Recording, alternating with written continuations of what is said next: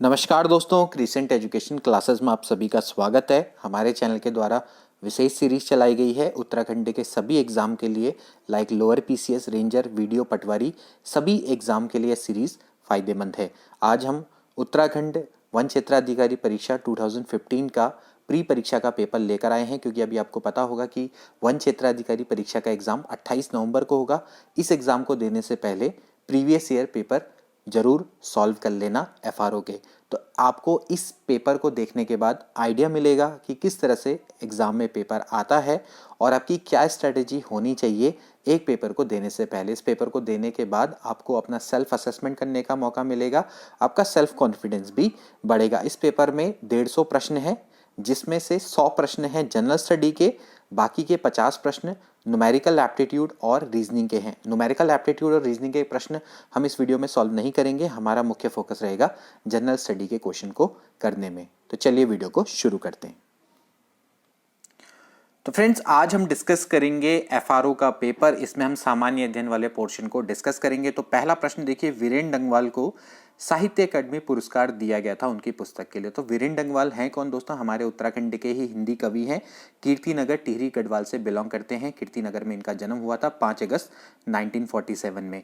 अब स्याही ताल, दुष्चक्रा में सृष्टि, इसी दुनिया के लिए, ये सभी दोस्तों इनकी हिंदी बुक्स हैं, ठीक है।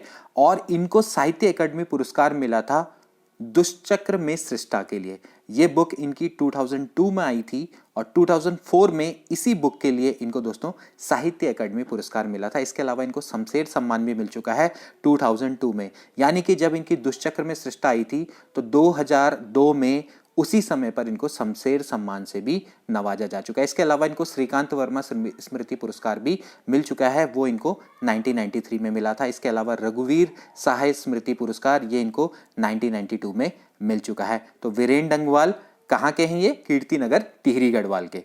इसके बाद अगला प्रश्न देखिए, हरेला पर्व 2015 के दौरान उत्तराखंड सरकार द्वारा शुरू किए गए पर्यावरण संरक्षण कार्यक्रम का नाम है। आपको बताना है कि इसका क्या नाम है। इसको मैं थोड़ा छोटा कर देता हूं।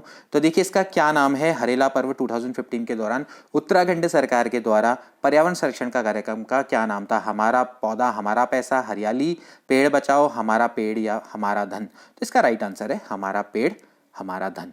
देखिए ये काफ़ी इंपॉर्टेंट और महत्वाकांक्षी योजना है जो कि उत्तराखंड सरकार के द्वारा हरेले पर्व 2015 के दौरान शुरू की गई थी। उस समय पर मुख्यमंत्री थे हरीश रावत, तो उनके द्वारा ये स्कीम शुरू की गई थी। जैसे आप नाम सोच रहे होंगे इस स्कीम का, हमारा पेड़ हमारा धन, यानी कि इसमें जैसे एक प्राइवेट लोग हैं, जैसे आपकी प्राइवेट प्रॉपर्टी है, तो वहां पर आप क्या कर सकते हैं, पेड़ उगा सकते हैं और सरकार आपको उसके बदले में धन देगी, ठीक है। तो सीधा सीधा सा मतलब यह है कि पर्यावरण संरक्षण से ये रिलेटेड कार्यक्रम है, ठीक है। तो इसमें आपको 200 रुपए प्रति पौधे के हिसाब से आपको पे किया जाएगा, ठीक है। इसमें क्या होता है कि 500 रुपए प्रति पौधे के हिसाब से 5 वर्षीय एफडीआर या फिर एनएससी करवा दी जाती है, ठीक है। उसके बाद 5 वर्ष के बाद आपके पौधों का निरीक्षण होता है, फिर उसके बाद आवेदक, जो भी आवेदक होते हैं, उनको ये रकम दे दी जाती है। इसमें अधिकतम आप 100 पेड़ उगा सकते हैं। एक आवेदक या एक परिवार को अधिकतम 100 पेड़ प्रति वर्ष मान्य है उगाने के, ठीक है। तो एक काफी अच्छी स्कीम है, यानी कि जो प्राइवेट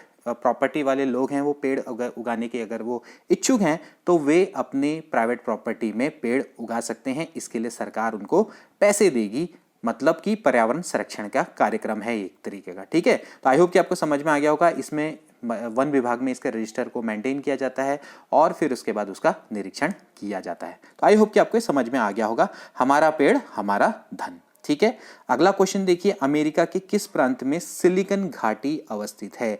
आपने काफी सुना होगा इसके बारे में, सिलिकन वैली। तो ये कहाँ अवस्थित है? फ्लोरिडा में, कैलिफोर्निया में, टेक्सास में, कोलोराडो में। तो ये दोस्तों कहाँ पर है? कैलिफोर्निया में ये अवस्थित है। यूएसए के उत्तरी कैलिफोर्निया में जो सैन फ्रांसिस्को की खाड़ी है उसके दक्षिणी भाग में ये अवस्थित है सिलिकन वैली, ठीक है। अब इसको सिलिकन वैली क्यों बोला जाता है दोस्तों? यहाँ पर भारी संख्या में सिलिकन के चिप बनाने वाली कंपनियां हैं, ठीक है। सिलिकन का मतलब समझते हैं ना, एकीकृत का जो सिलिकन का एकीकृत परिपथ होता है, चिप होता है, उसको बनाने की भारी संख्या में यहाँ पर कंपनियां हैं, इसलिए इसका नाम सिलिकन वैली है, ठीक है। और इसकी राजधानी भी कभी कभार पूछा जाता है, उसका नाम है डाउनटाउन सैन जोस, ठीक है। क्या है? डाउनटाउन सैन जोस, ठीक। तो ये कुछ प्रश्न हैं जो इससे रिलेटेड आपके आ सकते हैं। ठीक है, तो ऐसे करके अगर आप पढ़ेंगे तो आपको कोई भी दिक्कत नहीं होगी। ठीक, अगला प्रश्न देखिए, भारत में हमारी धरोहर योजना लागू की गई है। कहाँ हमारी धरोहर योजना अप्लाई होती है? शिशु बालिका की उत्तरजीविता के प्रोत्साहन, उनके संरक्षण व शिक्षा हेतु, कार्यरत महिलाओं के बच्चों की दिवसीय देखभाल सेवाएं प्रदान करने हेतु, पढ़ने लिखने में रुचि पैदा कर भाषा विकास में सुधार करने हेतु, या फिर भारत में अल्पसंख्यक समुदाय के समृद्ध विरासत के संरक्षण हेतु। तो दोस्तों ये हमारी धरोहर है, आप इसका आइडिया ऐसे भी लगा सकते हैं। धरोहर क्या है? मतलब कि जो विरासत है उसके संरक्षण हेतु। ठीक है, तो जो भारत में अल्पसंख्यक समुदाय हैं उनकी समृद्ध विरासत के संरक्षण हेतु ये योजना लागू की गई। ठीक है, जैसे कि जो हमारा राष्ट्रीय अल्पसंख्यक आयोग है ना, अधिनियम 1992, ठीक है, तो इसके अंतर 6 अल्पसंख्यक समुदाय आते हैं। कौन कौन आते हैं?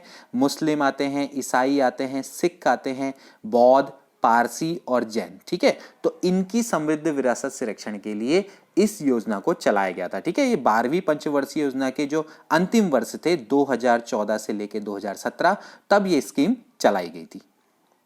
इसके बाद अगला देखिए, राजकोषीय नीति का स्वर्णिम नियम है कि सरकारें उपचक्रीय उधार प्रत्याशा करे वित्तीय हेतु। इसका राइट आंसर है निवेश के। ठीक है, इन्वेस्टमेंट के लिए ये नियम है। ठीक, अगला प्रश्न देखिए, कृषि लागत एवं कीमत आयोग CACP मोस्ट इंपॉर्टेंट राष्ट्रीय स्तर पर न्यूनतम समर्थन मूल्य की संस्तुति देता है। ठीक है, ये किसकी संस्तुति देता है?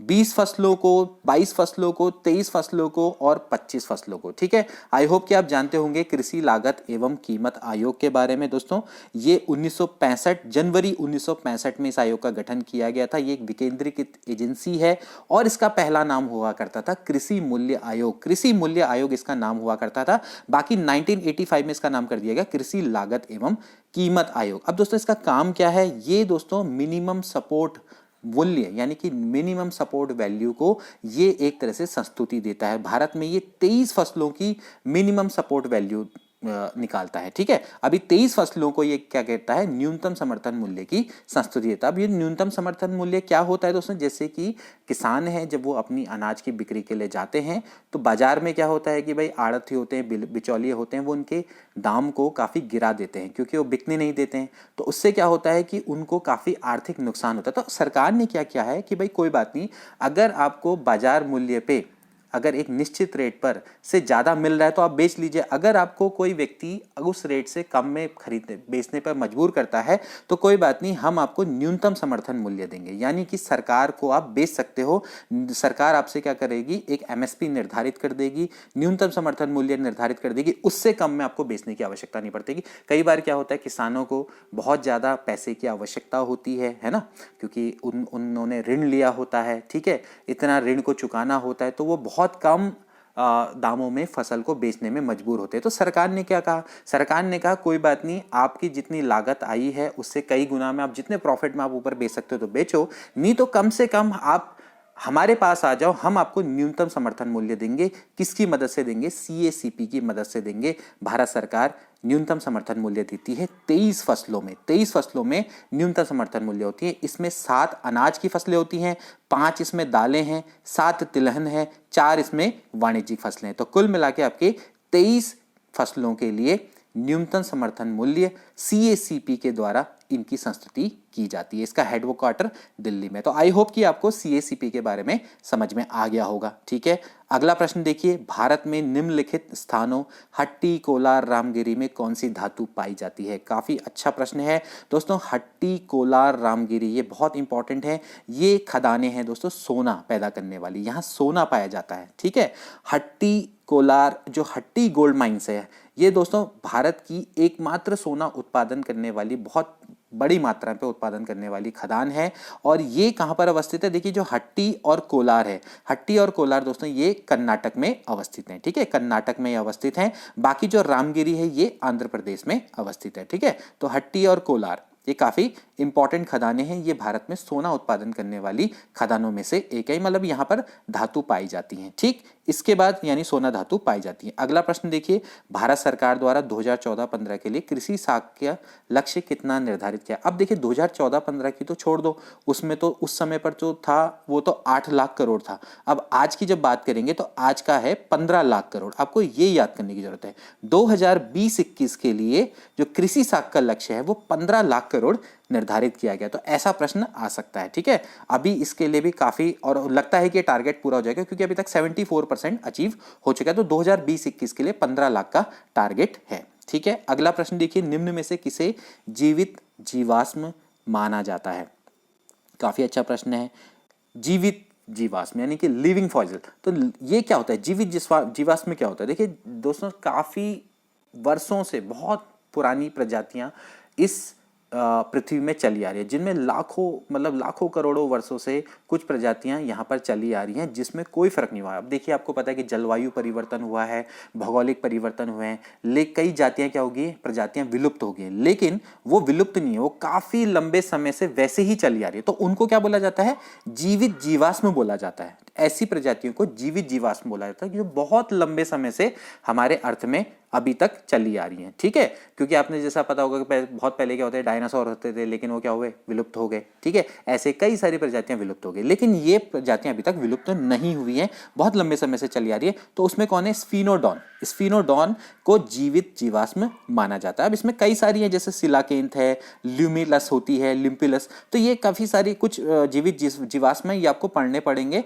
लेकिन अभी कौन है, स्फीनोडॉन, इनमें से जो है वो है स्फीनोडॉन। ठीक है, इसके बाद अगला प्रश्न देखिए, निम्नलिखित में से भारत के राष्ट्रपति को कौन सा संवैधानिक विशेषाधिकार नहीं है। काफी अच्छा प्रश्न है। देखिए, साधारण विधेयक को पुनर्विचार हेतु वापस लौटा सकता है, लोकसभा को भंग कर सकता है, राज्यसभा का अधिवेशन बुला सकता है, लेकिन धन विधेयक को पुनर्विचार के लिए वापस कदापि नहीं लौटा सकता है। धन विधेयक का पूरा अधिकार होता है दोस्तों लोकसभा को, उसके बाद वो उसको राज्यसभा में भेजता है, उसको 14 दिन के अंतर्गत उसको क्या करना होता है, मतलब एक्सेप्ट करना होता है धन विधेयक को। मतलब आप राज्यसभा में, जैसे लोकसभा बनाएगा धन विधेयक को, उसके बाद राज्यसभा में जाएगा, तो 14 दिन के भीतर वो पास करना होता है। उसके बाद ये राष्ट्रपति के पास जाता है, तो राष्ट्रपति इसके बाद इसको रख सकता है अपने पास, लेकिन इसको पुनर्विचार के लिए वापस लौटा नहीं सकता। तो ये इसका संवैधानिक विशेषाधिकार नहीं है। ठीक है, तो ये कुछ प्रश्न हैं जो कि ऐसा नहीं है कि ये प्रश्न पहली बार आए, बहुत बार आते हैं और इनडायरेक्टली डायरेक्टली आते रहते हैं। ऐसा नहीं है कि इससे रिलेटेड आपके कई सारे प्रश्न आ सकते हैं। ठीक है, इसके बाद देखिए अगला, किस आयु तक सर्वोच्च न्यायालय के न्यायाधीश काम कर सकते हैं। यानी कि सर्वोच्च न्यायालय की न्यायाधीश की रिटायरमेंट की एज क्या है, तो 65 वर्ष की आयु तक ये लोग काम कर सकते हैं। ठीक है, अभी उच्च न्यायालय का कितना है, 62, उसको भी जल्दी 65 किया जा रहा है। ठीक है, तो भाई जो सर्वोच्च न्यायालय के जो न्यायाधीश हैं वो 65 वर्ष की आयु तक कार्य कर सकते हैं। अभी हमारे मुख्य न्यायाधीश कौन है दोस्तों, ये पूछा जा सकता है प्रश्न, ये है एन.वी. रमन। ठीक है, एन.वी. रमन है, ये हमारे 48वें देश के सर्वोच्च न्यायालय के मुख्य न्यायाधीश है। पहले कौन थे, हीरालाल जे कौनिया। ये आपको सारी चीजें पता होनी चाहिए। इसके बाद देखिए, पंचायत का सामान्यतः कार्यकाल कितना होता है, 5 वर्ष होता है। काफी सिंपल प्रश्न है, इसको बताने की आवश्यकता नहीं है। अब देखिए, आर्थिक दृष्टि से भारत में सर्वाधिक महत्वपूर्ण सेल कौन से हैं। ठीक है, अब ये प्रश्न भी काफी अच्छा प्रश्न है, तो इसका मैं आपको राइट आंसर बता दूं दोस्तों, जो धारवाड़ सेल है ये आर्थिक दृष्टि से काफी महत्वपूर्ण है। धारवाड़ सेल से काफी सारे प्रश्न बनते हैं। सबसे पहले देखिए, जो आर्कियन क्रम की जो चट्टानें थी, जब उनका अपरदन हुआ, निक्षेपण हुआ, तो उससे इन चट्टानों का निर्माण हुआ। ठीक है, ये सबसे प्राचीन अवसादी चट्टानें, ऐसा प्रश्न भी आ सकता है, सबसे प्राचीन अवसादी चट्टान कौन है, तो वो है धारवाड़ सेल। ठीक है, इसमें सबसे इंपॉर्टेंट है कि जीवाश्म इसमें नहीं पाए जाते हैं, इसमें जीवाश्म नहीं पाए जाते हैं। जो हमारी अरावली पर्वतमाला है, जो कि दुनिया की सबसे पुरानी वलित पर्वतमाला है, सॉरी, वो भी क्या है, धारवाड़ सेल की है। ठीक है, और देखिए ये धारवाड़ सेल, इसका नाम क्यों पड़ा, क्योंकि विशेषकर ये कर्नाटक के धारवाड़ जिले में पाई जाती है। धारवाड़, ठीक है, और एक और है, उसका नाम है शिमोगा। धारवाड़ और शिमोगा कर्नाटक के, ठीक है, वहां ये पाई जाती है, तो वहीं से इसका नाम पड़ा धारवाड़ क्रम की चट्टानें। इसके अलावा देखा जाए तो ये तो इसके अलावा दोस्तों ये चट्टानें धारवाड़ सेल की लद्दाख में, जास्कर में, कावेरी नदी घाटी, बेलारी जिला, नागपुर गुजरात, गढ़वाल कुमायूं, इन सभी जगह पे पाई जाती है। लेकिन इनका धारवाड़ नाम कर्नाटक में, क्योंकि ये धारवाड़ और शिमोगा जिले में अवस्थित है, इसलिए इनका नाम धारवाड़ पड़ा। और ये आर्थिक दृष्टि से बहुत ज्यादा महत्वपूर्ण है, क्योंकि यहाँ पर कई तरह के खनिज पाए जाते हैं जो कि काफी उपयोगी होते हैं। तो आर्थिक दृष्टि से इसलिए धारवाड़ सेल बहुत ज्यादा इंपॉर्टेंट है। इसके बाद अगला प्रश्न देखिए, गंडक नदी निम्न में से किस नदी तंत्र से संबंधित है? अब गंडक नदी के बारे में भी आप जानते होंगे दोस्तों, ये आपकी नदी है, ये गंगा से संबंधित है, ठीक है, क्योंकि गंगा नदी की जो सहायक नदी है उनमें से एक है। जैसे गंगा की सहायक नदियां कौन कौन सी है? रामगंगा है, गोमती है, घाघरा, गंडक, कोसी, महानंदा, ये सभी दोस्तों जो गंगा है, गंगा की सहायक नदी है। तो उनमें से एक है गंडक नदी, ठीक है, जो गंडक नदी है वो इसकी सहायक नदी है। दोस्तों ये मध्य नेपाल से उत्तरी भारत में बहती है। इसका मतलब ये जो नेपाल की ऊंची चोटियां हैं वहां से निकलती है। इसको नारायणी नदी के नाम से भी जाना जाता है। किसको? गंडक नदी को। इसको नारायणी नदी भी बोला जाता है, ठीक है।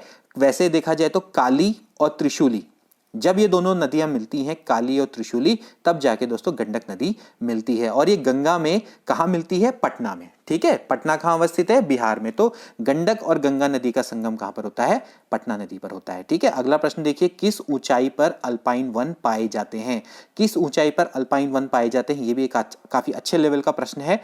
वैसे देखा जाए तो दोस्तों जो अल्पाइन है वो 2500 से 4000 मीटर के बीच में पाए जाते हैं। 2500 से 4000 मीटर के बीच में अल्पाइन पाए जाते हैं। लेकिन जो अर्ध अल्पाइन वन है वो कश्मीर से लेकर अरुणाचल प्रदेश तक फैले हैं, वो 2900 से 3500 मीटर के बीच में पाए जाते हैं। तो कोई बात नहीं, आप वैसे भी अंदाजा लगा सकते थे। 2500 से 4000 मीटर की रेंज है, तो उसके बीच में ये बंदा फिट बैठता है, यानी कि डी वाला ऑप्शन फिट बैठता है। अगला प्रश्न देखिए, भारत का प्रथम जैव मंडल आरक्षित क्षेत्र कहां पर अवस्थित है? काफी अच्छा प्रश्न है दोस्तों। जो भारत का प्रथम जैव मंडल आरक्षित क्षेत्र है वो नीलगिरी है, ठीक है। नीलगिरी की पहाड़ियां कहां पर है दोस्तों? तमिलनाडु में अवस्थित है। और जो नीलगिरी जो जैव मंडल आरक्षित क्षेत्र है ये 1986 में इसको यूनेस्को द्वारा विश्व धरोहर स्थल में भी घोषित किया गया। प्रथम जैव मंडल आरक्षित क्षेत्र है ये, और तमिलनाडु, केरल, कर्नाटक में ये अवस्थित है, ठीक है। और जो नंदा देवी है वो कब हुआ था? नंदा देवी राष्ट्रीय उद्यान और बायोस्फीयर रिजर्व ये हुआ था 1988 में, ठीक है। कहां पर है? उत्तराखंड में है, ठीक। तो ये भी काफी इंपॉर्टेंट है, ठीक। इसके बाद अगला प्रश्न देखिए, भारत में अधिकांश वर्षा कहां से होती है? अधिकांश वर्षा कहां से, मतलब किस से प्राप्त होती है? तो ये भी काफी अच्छा प्रश्न है दोस्तों। तो ये जो इसका राइट आंसर है वो है दक्षिण पश्चिमी मानसून के द्वारा। दक्षिण पश्चिमी मानसून के द्वारा दोस्तों सबसे ज्यादा वर्षा, अधिकांश वर्षा होती है। दक्षिण पश्चिमी मानसून से 75% वर्षा होती है, ठीक है। जबकि उत्तरी पूर्वी मानसून से देखा जाए तो केवल 13% होती है। स्थानीय चक्रवातों से देखा जाए तो इससे होती है तकरीबन 2% के अराउंड मान लीजिए, ठीक है। मतलब कि जैसे पश्चिमी विक्षोभ और इसके हिसाब से आप देखें तो काफी मतलब कम है, मतलब 2%, 1% इतनी वर्षा इनसे पाई जाती है, ठीक है। तो सबसे ज्यादा है दक्षिण पश्चिम मानसून, जून से लेकर सितंबर के बीच में होता है ये, और यहीं से सबसे ज्यादा हमारे भारत में वर्षा प्राप्त होती है, ठीक है। इसके बाद अगला देखिए प्रश्न, इंटीग्रल कोच फैक्ट्री कहां पर अवस्थित है? इंटीग्रल कोच फैक्ट्री बहुत इंपॉर्टेंट ये फैक्ट्री है दोस्तों, ये पेरम्बूर, चेन्नई में अवस्थित है, ठीक है। 2 अक्टूबर 1955 में, ठीक है, 1955 में इस फैक्ट्री की स्थापना की गई थी, ठीक है। 2 अक्टूबर 1955 में ये स्थापित हुई थी, पेरम्बूर, चेन्नई में अवस्थित है, ठीक है। और इस समय पर हमारे रेल मंत्री कौन है? ये भी प्रश्न आ सकता है, क्योंकि ये हाल में ही बने हैं अश्विनी वैष्णव। ये हमारे कौन है? ये हमारे रेल मंत्री, ठीक है, अश्विनी वैष्णव। 7 जुलाई 2021 से इन्होंने अपना पद ग्रहण किया था, ठीक है। इसके बाद अगला प्रश्न देखिए, बहुत अच्छा प्रश्न है। निम्न में से किसने सर्वप्रथम मौर्यकालीन ब्राह्मी का उद्याचन किया था, यानी कि किसने अशोक के शिलालेखों को सबसे पहले बताया? क्योंकि जो अशोक के शिलालेख है ब्राह्मी लिपि में तो कौन था भाई? James Prinsep. ये तो हम अपनी आपको वीडियोज में बता चुके हैं। जेम्स प्रिंसेप ने 1837 में इसको पढ़ा था, ठीक है। तो ये प्रश्न भी हम पहले बता चुके हैं। इसके बाद देखिए, कौन सा भारतीय राष्ट्रीय उद्यान गैंडे की जीव संख्या के लिए प्रसिद्ध है? तो कौन सा है भाई? काजीरंगा। काजीरंगा असम में अवस्थित है। ये काफी इंपॉर्टेंट है और ये काफी बड़ा है। 378 किलोमीटर स्क्वायर में फैला हुआ है, ठीक है। और गोलाघाट और नौगांव, ठीक है, गोलाघाट, कभी ये प्रश्न भी पूछा जा सकता है, गोलाघाट और नौगांव यहां पर ये अवस्थित है, ठीक है। तो ये राष्ट्रीय उद्यान है जो कि काफी प्रसिद्ध है, ठीक है, किसके लिए, एक सींग वाले गैंडे के लिए। तो काजीरंगा से रिलेटेड प्रश्न तो आते रहता। अगला प्रश्न देखिए, निम्न में से कौन सा शब्द ऋग्वेद में उल्लेखित नहीं था। अब इस प्रश्न में दोस्तों थोड़ा सा डाउट है, क्योंकि इसमें जन, जनपद, संग्राम, ग्राम, इसमें जो राइट आंसर दिया गया है वो जनपद है, लेकिन जनपद का भी एक बार उल्लेख किया गया है, ठीक है। सबसे ज्यादा जो उल्लेख है वो विश का और जन का किया गया, लेकिन मुझे लगता है कि संग्राम का उल्लेख नहीं किया गया। तो इसमें मैं थोड़ा सा भी डाउट में हूं कि इसका राइट आंसर क्या होना चाहिए। अगर आपको पता लगता है तो आप मुझे बताना। वैसे देखा जाए इसका राइट आंसर आयोग ने जनपद दिया है, लेकिन मुझे लगता है कि इसका संग्राम होना चाहिए, ठीक है। इसके बाद देखिए भीमबेटका प्रसिद्ध है दोस्तों, मैंने आपको भीमबेटका के बारे में बहुत अच्छे से बताया है। प्राग ऐतिहासिक चित्रकला के लिए प्रसिद्ध है। प्राग ऐतिहासिक काल के जो साक्ष्य हमें मिलते हैं वो भीमबेटका से मिलते हैं। बहुत इंपॉर्टेंट ये गुफा है, ठीक है। और भीमबेटका के बारे में हमने पहले भी अपनी पुरानी वीडियोस में बहुत अच्छे से डिस्कस किया है, ठीक है। प्रागैतिहासिक कालीन चित्रकला के लिए बहुत ज्यादा ये प्रसिद्ध गुफा है, ठीक है, विश्व प्रसिद्ध गुफा है। इसके बाद अगला प्रश्न देखिए, जीतल नामक तांबे को सिक्के को किसने जारी किया था। जीतल, मोहम्मद बिन तुगलक, अलाउद्दीन खिलजी, बलबन, इल्तुतमिश। हमारी वीडियोस को अगर आप फॉलो करते हैं, सल्तनत कालीन व्यवस्था हमने आपको बता रखी है, तो ये इल्तुतमिश के द्वारा जारी किया गया था तांबे का सिक्का। इसके दो इंपॉर्टेंट सिक्के हैं, एक तो जीतल और एक है दूसरा टका। जो टका होता था वो चांदी का होता था, जबकि जो जीतल है वो तांबे का होता था, ठीक है। ये इल्तुतमिश पहला तुर्क सुल्तान था जिसने शुद्ध अरबी सिक्के चढ़ाए थे। और बहुत इंपॉर्टेंट है, टकसाल के नाम को अंकित करवाने की प्रथा भी इसने ही शुरू की थी। तो भाई जो इल्तुतमिश है इनके द्वारा ही जीतल नामक तांबे के सिक्के को जारी किया गया था, ठीक है। इसके बाद अगला प्रश्न देखिए, जहांगीर चंद्रिका का लेखक कौन था। जहांगीर जस चंद्रिका, वैसे इसका नाम है जहांगीर जस चंद्रिका, इसके लेखक थे केशवदास, ठीक है। केशवदास, इनके द्वारा जैसे कवि प्रिया, रसिक प्रिया, रामचंद्रिका, बहुत इंपॉर्टेंट है, ये विज्ञान गीता, इन सभी बुक को इनके द्वारा लिखा गया है, ठीक है। ये राम सिंह, जो ओरछा नरेश थे, राम सिंह के भाई इंद्रजीत सिंह के सभा कवि हुआ करते थे केशवदास, ठीक है। अगला प्रश्न देखिए, मुगल कालीन मनसबदारी व्यवस्था थी। मुगल कालीन मनसबदारी व्यवस्था किसके द्वारा दोस्तों लागू की गई थी। ये अकबर के द्वारा थी। ये प्रशासनिक प्रणाली थी। ये किससे संबंधित थी दोस्तों, ये सैनिक प्रशासन से रिलेटेड थी, ठीक है। मनसबदार होता क्या था, वैसे एक्चुअली इसका मतलब होता है दोस्तों ये रैंक, पद, पद या रैंक, ठीक है। भाई पहले क्या होता था कि जो मुगल कालीन जो मनसबदारी प्रथा होती थी, इसमें पद या रैंक दी जाती थी, जिसको हम क्या बोलते थे, मनसब, ठीक है। और जो उस मनसब को धारण करता था उसको मनसबदार बोला जाता था।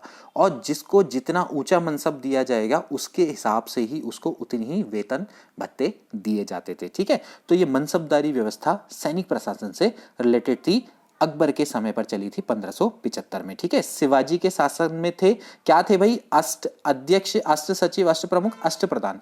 शिवाजी के समय पर अष्ट प्रधान चलते थे, सलाहकार परिषद थी, ये अष्ट प्रधान हुआ करती थी। इसमें पेशवा आते थे, अमात्य, ठीक है, सरे नौबत, ठीक है, न्यायाधीश, ऐसे करके इसमें हुआ करते थे, ठीक है। तो 8 थे इसमें टोटल मिला के। इसके बाद अगला प्रश्न देखिए, महलवाड़ी व्यवस्था संबंधित थी। महलवाड़ी व्यवस्था, देखिए आपने स्थायी बंदोबस्त सुनी होगी, रैयतवाड़ी, तो पहले आई थी स्थायी बंदोबस्त, ठीक है, स्थायी बंदोबस्त, फिर इसके बाद आई थी रैयतवाड़ी बंदोबस्त, फिर आई थी रैयतवाड़ी, तो उसके बाद आई थी महलवाड़ी, ठीक। तो महलवाड़ी में होता क्या था कि एक गांव को महल समझा जाता था, फिर उसी से क्या किया जाता था कि उसी के गांव का एक मुखिया था, उसको लंबदार बोलते थे। अब वो लंबदार क्या करता था, यहाँ से जितना कर्ज वसूल करके दिया करता था, ठीक है। तो ये जो व्यवस्था थी ये यूपी, पंजाब, मध्य प्रदेश, यहाँ पर ये दोस्तों लागू हुआ करती थी, क्योंकि महल नाम है तो इसको क्या बोला गया, महलवाड़ी व्यवस्था बोला गया था, ठीक है। इसमें गांव को महल माना जाता था और फिर वहीं से जो गांव का मुखिया होता उसको लंबदार, जो कि वहां से टैक्स वसूल करता था, ठीक है। तो ये जो व्यवस्था है ये किसके द्वारा शुरू की गई, ये भी बहुत इंपॉर्टेंट है। ये शुरू की गई थी होल्ड मैकेंजी के द्वारा। होल्ड मैकेंजी थे, इनके द्वारा शुरू की गई थी 1819 में, ठीक है। तो ऐसा प्रश्न भी आ सकता है। इसके बाद देखिए अगला प्रश्न, निम्न में से किसे गोल में सम्मेलन, निम्नलिखित में से किस गोल में सम्मेलनों में भारतीय राष्ट्रीय कांग्रेस ने भाग लिया था। भारतीय राष्ट्रीय कांग्रेस ने किन गोलमेज सम्मेलन में भाग लिया था। देखिए जो सेकंड वाला गोलमेज सम्मेलन था, ठीक है, जो कि लंदन में हुआ था, उसमें भाग लिया था कांग्रेस के प्रतिनिधि के रूप में महात्मा गांधी ने, ठीक है। तो ये हुआ था 7 सितंबर से 1 दिसंबर 1931 को। ठीक है, तो ये जो द्वितीय गोलमेज सम्मेलन था जो कि लंदन में हुआ था, इसमें भाग लिया था। हालांकि इसके बाद गांधी जी ने फिर क्या हुआ था, सविनय अवज्ञा आंदोलन में चले गए थे। ठीक है, अगला प्रश्न देखिए, federation of Indian chambers of commerce and industry FICCI की स्थापना कब की गई थी? बहुत अच्छा प्रश्न है। फिक्की, इसका नाम भी आपने सुना होगा, बहुत इंपॉर्टेंट प्रश्न इससे आता है। 1927 में दोस्तों इसकी स्थापना की गई थी। उस समय पे जीडी बिरला, ठीक है, जीडी बिरला और पुरुषोत्तम दास टंडन, इनके द्वारा दोस्तों इसकी स्थापना की गई थी। ठीक है, ये भारत का सबसे पुराना बिजनेस समूह है, इसको मान लीजिए। ठीक है, तो सबसे पुराना बिजनेस समूह है और न्यू दिल्ली में इसकी स्थापना की गई थी। ठीक है, अभी इसके जो अध्यक्ष है वो कौन है? वो है संदीप सौम्य। संदीप सौम्य इसके अध्यक्ष हैं। तो ऐसे प्रश्न आपके आ सकते हैं। इसके बाद देखिए, भारतीय नटाल कांग्रेस की स्थापना कब की गई? भारतीय नटाल कांग्रेस की स्थापना मतलब किसने की? तो ये की थी दोस्तों महात्मा गांधी के द्वारा की गई थी। ये की गई थी 1894 में, 22 अगस्त 1894 में भारतीय नटाल कांग्रेस की स्थापना की गई थी महात्मा गांधी के द्वारा। ये करी गई थी साउथ अफ्रीका में। ठीक है, ये साउथ अफ्रीका में की गई थी क्योंकि साउथ अफ्रीका में जो वहाँ के भारतीय थे उनके बीच में काफी भेदभाव किया जाता था, तो उसके अगेंस्ट में भारतीय नटाल कांग्रेस की स्थापना की गई थी। ठीक है,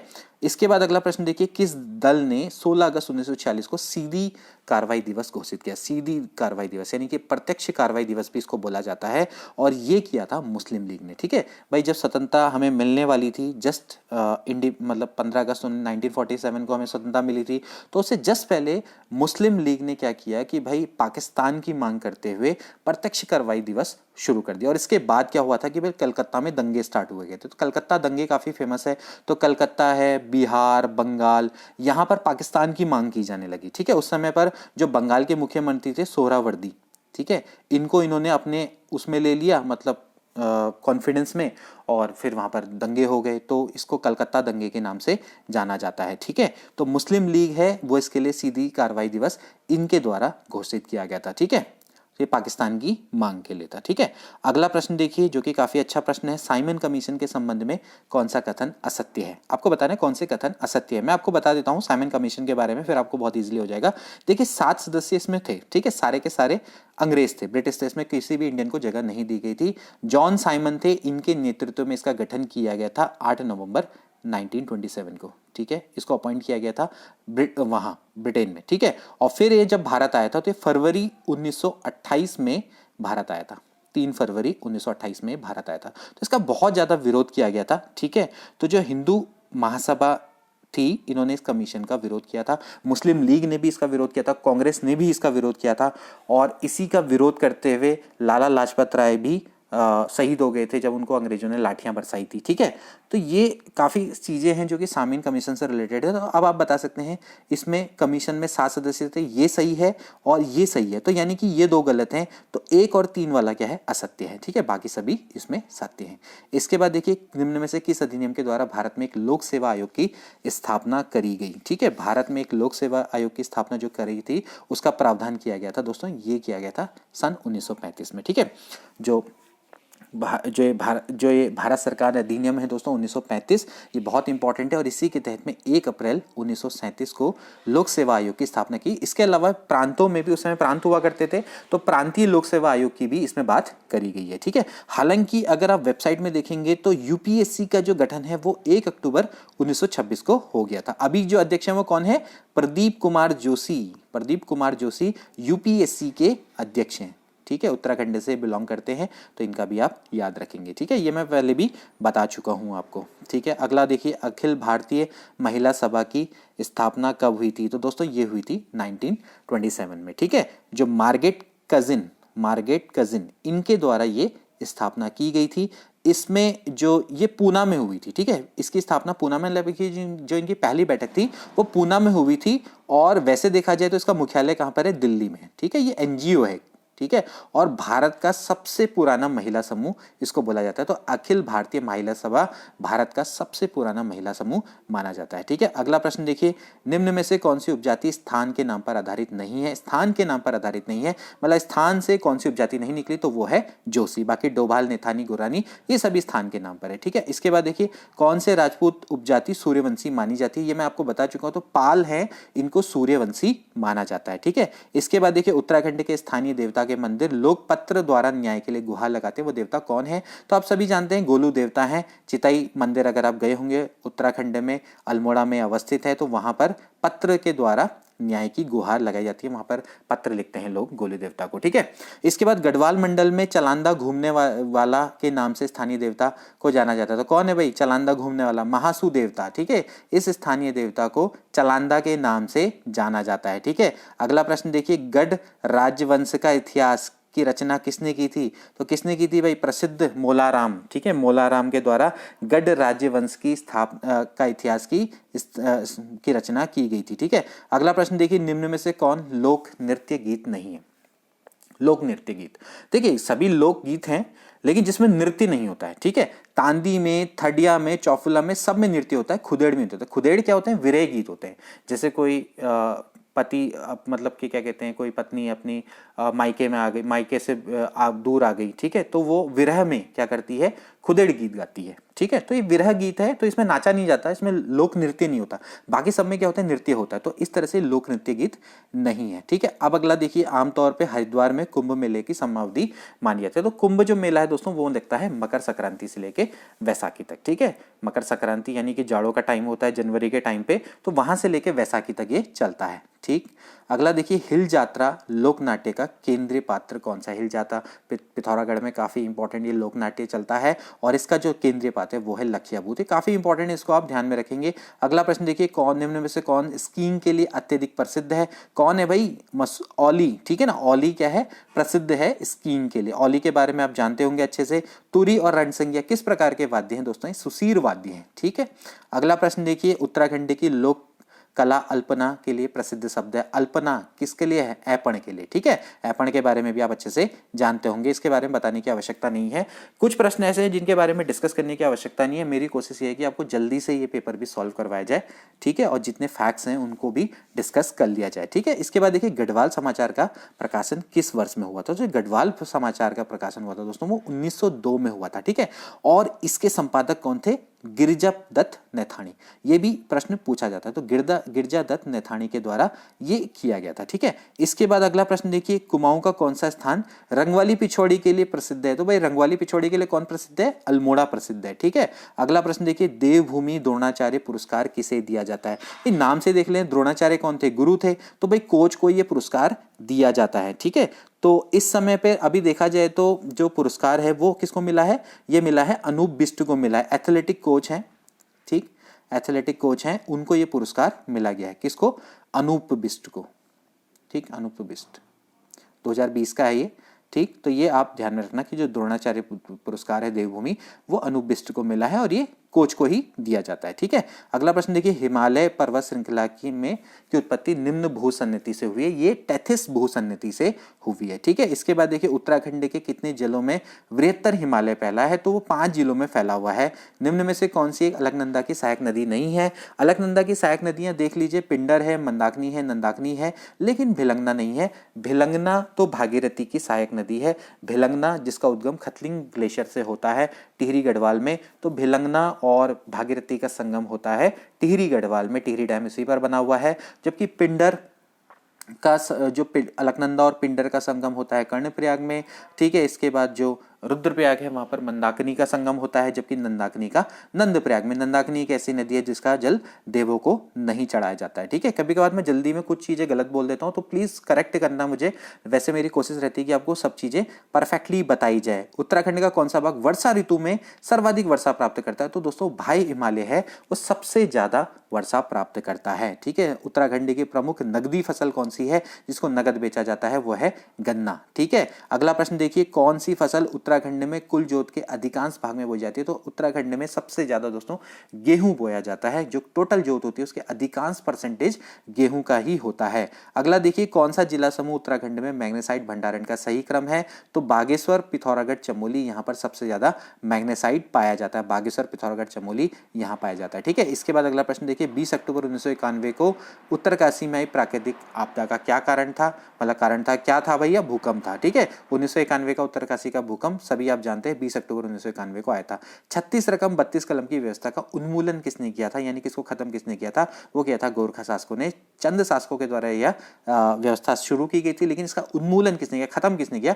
गोरखा शासकों ने किया। ठीक है, तराई जिले का गठन कब किया गया था? ये किया गया था 1842 में। ठीक है, अगला देखिए, गढ़वाल जिले की 10वीं सेटलमेंट रिपोर्ट किसने तैयार की थी? तो ये E.K. पॉल ने तैयार की थी गढ़वाल जिले की 10वीं सेटलमेंट रिपोर्ट। ठीक है, अगला देखिए, फसल कटाई में टिहरी रियासत के अंतर्गत जमींदार के हिस्से को क्या बोला जाता था? इसको दोस्तों तिहाड़ बोला जाता था। ठीक है, तिहाड़ इसको बोला जाता था। अगला देखिए, उत्तराखंड में सिविल वनों का नियंत्रण किसके होता है? जो होता है जिला दंडाधिकारी के नियंत्रण में होता है। ठीक है, जो सिविल वन है उन पर नियंत्रण जिला दंडाधिकारी रखता है।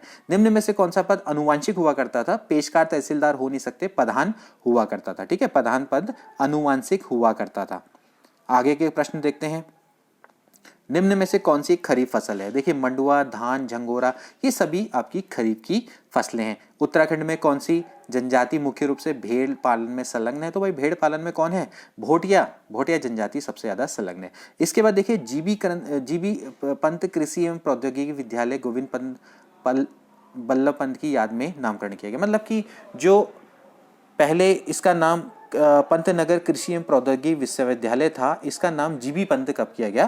तो ये किया गया था 1972 में किया गया था। ठीक है, ये चीजें आपको ध्यान में रखनी चाहिए। ये प्रश्न काफी बार पूछा जा सकता है। ठीक है, इसके बाद अगला प्रश्न देखिए, कुली बेगार प्रथा का उन्मूलन हेतु व्यापक आंदोलन 13 जनवरी 1921 को कहाँ हुआ था? तो भाई कुली बेगार प्रथा हम कई बार डिस्कस कर चुके हैं, बागेश्वर में ये हुआ था। ठीक है, कुली बेगार जो आंदोलन है उसके बारे में भी हम डिस्कस कर चुके हैं। अगला देखिए, पाथा क्या है? क्या होता है पाथा? देखिए, पाथा क्या होता है? ये अनाज की मात्रा को मापने का एक पारंपरिक बर्तन है। ठीक है, तो इसको क्या बोलते हैं? अनाज की मात्रा को मापने का एक पारंपरिक बर्तन है, उसको पाथा बोला जाता है। ठीक है, मुट्ठी क्या होता है? ये भूमि मापन से संबंधित है। ठीक है, तो जैसे आपके यहाँ होता ही है भाई मुट्ठी, फिर उसके बाद मुट्ठी के बाद क्या होता है? नाली होता है। ठीक है, तो मुट्ठी, नाली, ये सब क्या होता है? भूमि के मापन की इकाई है। ठीक है, अगला देखिए, उत्तराखंड में प्रथम निर्वाचित विधानसभा का अध्यक्ष कौन था? इसके बारे में हम बता चुके हैं, यशपाल आर्य प्रथम निर्वाचित विधानसभा के अध्यक्ष थे। और अंतरिम के कौन थे? प्रकाश पंत। ठीक है, उत्तराखंड के किस जिले में गैरसैंण है? गैरसैंण है चमोली में। ठीक है, हमारी ग्रीष्मकालीन राजधानी। इसके बाद देखिए, उत्तराखंड राज्य निर्माण बिल को अपनी स्वीकृति देने वाले भारत के राष्ट्रपति कौन थे भाई? KR नारायण के समय पर उत्तराखंड राज्य निर्माण के बिल को स्वीकृति दी गई थी। गठन के आधार पर उत्तराखंड का राज्य कौन सा है? 27वें नंबर का राज्य। मैं कितने बार ये बता चुका हूँ, तो उत्तराखंड भारतीय संघ का 27वें नंबर का राज्य था। ठीक है, और हिमालय राज्यों में इसका क्रम 11वां था। ठीक, उत्तराखंड के मुख्य न्यायाधीश जो भारत के मुख्य न्यायाधीश भी बने, तो ये बने थे न्यायमूर्ति HS कपाड़िया भारत के मुख्य न्यायाधीश भी रह चुके हैं, उत्तराखंड के मुख्य न्यायाधीश भी रह चुके हैं। उत्तराखंड के राज्यसभा के सदस्यों की संख्या कितनी है? 3 है, ये भी आपको बता चुके हैं। ठीक है, इसके बाद अगला देखिए, उत्तराखंड में गंगा गाय महिला डेयरी योजना लागू की गई थी। ये हरीश रावत के द्वारा की गई थी। ये उस समय के 2015 का ही पेपर है, तो उस समय हरीश रावत की सरकार थी, तो वहां पर काफी सारे प्रश्न उन्हीं के ही से रिलेटेड पूछे गए हैं। अगला प्रश्न देखिए, उत्तराखंड लोकसभा के प्रथम अध्यक्ष कौन थे? तो वो थे NP नवानी। ठीक है, अगला प्रश्न देखिए, ग्रीन स्कूल की अवधारणा के प्रतिपादक कौन है? तो दोस्तों वो हैं वीरेंद्र रावत। तिलाड़ी नरसंहार कहाँ हुआ था? ये कब हुआ था? मतलब ये हुआ था 30 मई 1930 को, टिहरी में हुआ था ये। ठीक, इसके बाद देखिए, उत्तराखंड के किस पंथ ने अभी तक अपनी प्रविष्टि दर्ज नहीं कराई है? तो ये नास्तिक पंथ है, इनके द्वारा अपनी प्रविष्टि दर्ज नहीं कराई गई है। ठीक है, निम्न में से कौन सा मिलित नहीं आपको बताना है। तो देखिए, श्रीनगर अजयपाल से संबंधित है, टिहरी सुदर्शन शाह से है, चांदपुर गढ़ी भानु प्रताप, लेकिन अल्मोड़ा कनकपाल से संबंधित नहीं है, तो ये युग्म सही नहीं है। ठीक है, अगला प्रश्न देखिए, निम्न में से किस मुगल राजकुमार सुलेमान सिको ने शरण ली थी? मुगल राजकुमार सुलेमान सिको ने शरण ली थी भाई, कब ली थी? ये ली थी गढ़वाल में। ठीक है, गढ़वाल में राजकुमार सुलेमान सिको ने दारा सिको से रिलेटेड है ना, तो भाई सुलेमान सिको ने शरण ली थी गढ़वाल में, ठीक है। इसके बाद देखिए गढ़वाल का राजा जो गोरखों द्वारा पराजित होकर युद्ध में मारा गया था वो कौन था, प्रद्युम्न शाह, ठीक है, खुड़बुड़ा के युद्ध में मारा गया था, ठीक। 1804 में पौंड टूटी क्या थी दोस्तों, ये कर है, ठीक है। अगला प्रश्न देखिए, निम्न में से कौन स्वतंत्रता सेनानी नहीं थी, तो भाई देखिए महावीर त्यागी हो, चाहे गोविंद बल्लभ पंत हो, चाहे एच एन बहुगुणा, ये स्वतंत्रता सेनानी है, लेकिन गौरा देवी स्वतंत्रता सेनानी नहीं थी, तो चिपको वुमन है, चिपको वुमन से रिलेटेड है, ठीक है, मतलब कि ये वन संरक्षण से रिलेटेड है। अगला प्रश्न देखिए, निम्न में से कौन सा युग में सुमेलित नहीं है, लैंसडाउन गढ़वाल राइफल है, रानीखेत गोरखा रेजिमेंट, गलत है, ठीक है, रानीखेत गोरखा रेजिमेंट नहीं है, रानीखेत है कुमाऊं रेजिमेंट, ठीक है। देहरादून में IMA है बिल्कुल, और चंबा गबर सिंह स्मृति स्मारक है, ठीक। अगला प्रश्न देखिए, निम्न में से कौन सा प्रसिद्ध मुस्लिम धार्मिक स्थल है, प्रसिद्ध मुस्लिम धार्मिक स्थल कौन है दोस्तों, पेरान कलियर रुड़की में अवस्थित है ना।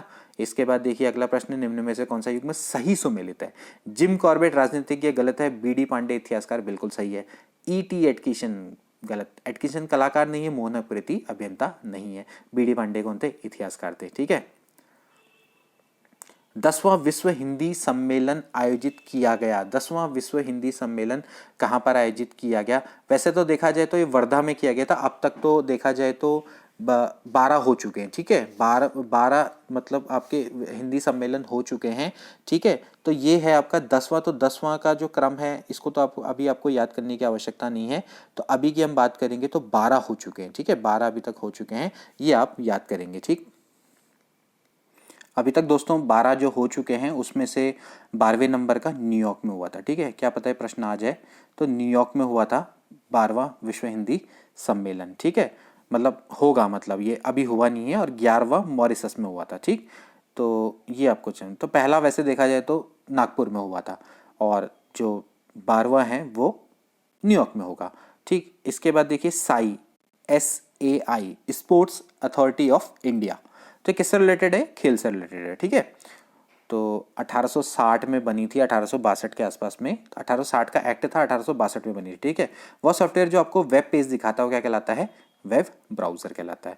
निम्न में से कौन सा आउटपुट डिवाइस नहीं है, आउटपुट डिवाइस जो कि आपको आउटपुट नहीं देता, भाई प्रिंटर है, प्लॉटर है, मॉनिटर हैं, ये सारे के सारे आउटपुट देते हैं, लेकिन स्कैनर क्या है, इनपुट डिवाइस है, ठीक है।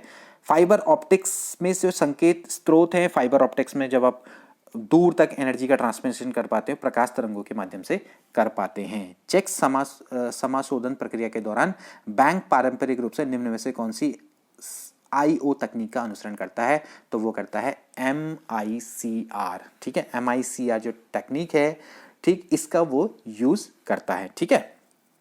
अगला प्रश्न देखिए, निम्न में से कौन सी अदिश राशि नहीं है, अदिश राशि मतलब जिसमें खाली मैग्नीट्यूड होता है, डायरेक्शन नहीं होती है, तो भाई जो टाइम है, वॉल्यूम है और डेंसिटी है, ये अदिश राशियां हैं।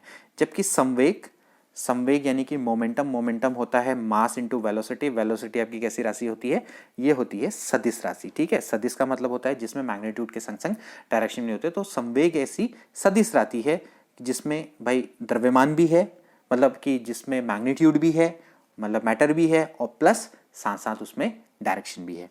इसके बाद देखिए पोलियो का कारण क्या है, पोलियो का जो कारण होता है वो एकल तारयुक्त RNA वाला विषाणु होता है, ठीक है, ये पोलियो का कारक है। अम्ल वर्षा के लिए कौन जिम्मेदार है, SO2 + NO2, ये दोस्तों अम्ल वर्षा के लिए जिम्मेदार गैसेस, जहां पर सल्फर डाइऑक्साइड आ जाए वहां पर आप समझ लीजिए अम्ल वर्षा होगी, तो SO2 + NO2 ये इसके लिए। विटामिन B12 में कौन होता है, कोबाल्ट होता है, इसके बारे में भी हम पहले डिस्कस कर चुके हैं, ठीक है। अनुवांशिक अभियांत्रिकी के माध्यम से उत्पादित प्रथम वाणिज्यिक उत्पाद है वो कौन था दोस्तों, इंसुलिन था, ठीक है, इंसुलिन बहुत इंपॉर्टेंट है, मधुमेह के लिए उपयोगी है, ठीक। इसके बाद देखिए निम्न पदों में से किसका संबंध मधुमक्खी पालन से है, तो एपीकल्चर मधुमक्खी पालन से संबंधित है, ठीक है। अब अगला प्रश्न देख लेते हैं जो कि लास्ट प्रश्न है, भारत सरकार के शहरी विकास मंत्रालय के द्वारा वर्ष 2015 के लिए किस शहर को भारत का स्वच्छतम शहर घोषित किया गया है, तो ये उस समय तो मैसूर था, आज के समय पर है इंदौर, तो आपको आज का याद करना है, उस समय का जरूरत नहीं है। इंदौर पिछले देखा जाए तो 4 वर्षों से ही टॉप पर आ रहा है, तो इंदौर ही इसका राइट आंसर होगा आज अगर ये प्रश्न आता है तो। तो दोस्तों ये थे 100 प्रश्न। मैं थोड़ा लास्ट के लिए थोड़ा मुझे अभी थोड़ा कुछ काम था इंपॉर्टेंट, तो उस कारण से मैं ज़्यादा डिस्कस नहीं कर पाया, लेकिन फिर भी आई होप कि ये वीडियो आपको फ़ायदेमंद लगी होगी और आपको आने वाले एग्जाम में फ़ायदा पहुंचाएगी। अभी कुछ और पेपर भी मैं आपको सॉल्व कराऊंगा, एफआरओ के करवाऊंगा, लोअर पीसीएस के कराऊंगा, नायब तहसीलदार के कुछ और पेपर लेके आऊंगा। उसके बाद यूके पीसीएस के पेपर भी हम सॉल्व करेंगे, इसके अलावा यूपी पीसीएस के पेपर को भी सॉल्व करेंगे। अगर काम अच्छा लगे तो जरूर शेयर कर लेना। मिलते हैं अगली वीडियो में। Good bye.